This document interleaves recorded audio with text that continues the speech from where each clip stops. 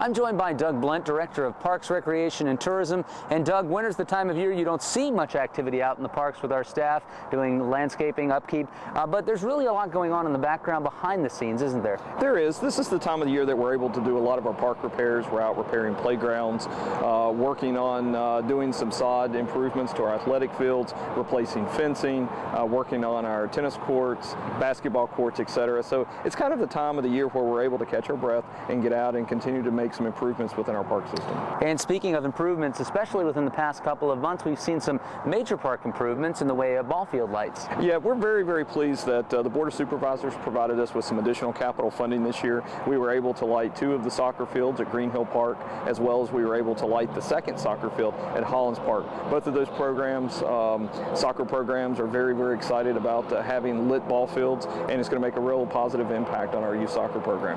And this is really part of an overall strategy by the board and county administration to maintain the upkeep of some of that major infrastructure in our parks over the next few years. Can you talk about what folks can expect to see? Well, we have put together a 10-year maintenance plan that's going to allow us to, as funding is available, to go in and just as you said, to take care of what we have and to work on refurbishing different aspects of our park, working on our restrooms, working on our shelters, making sure that all of our buildings are maintained to the level that they should be. And this additional funding is going to allow our citizens to be able to see regular improvements over the next 10 years in our park system. So keep a lookout for that as you're out and about in our parks. Now switching gears a little bit, a lot of people want to know about Explore Park and what the status of that is. We had some community meetings this past fall. Where's that gone? Well, we're just really thrilled with the citizen engagement that we've had participate with the Explore Park Master Plan.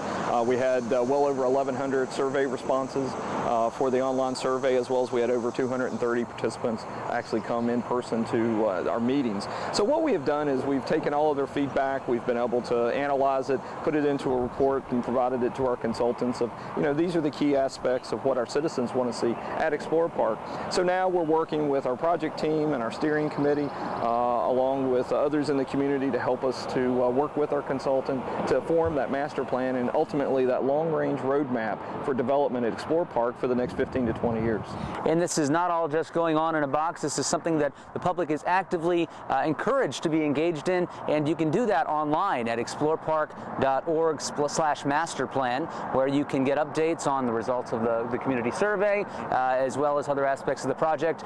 Then what's coming up in March for this project? Well, after we complete the master plan, we will present it to the Board of Supervisors and receive their feedback, and then hopefully we'll be able to have it approved by the board and start moving forward with our plans to implement the master plan at Explore Park. So we see it as a very, very exciting time for folks in terms of outdoor recreation and wanting to get outdoors and to see some new aspects in terms of improving our quality of life here in Roanoke County.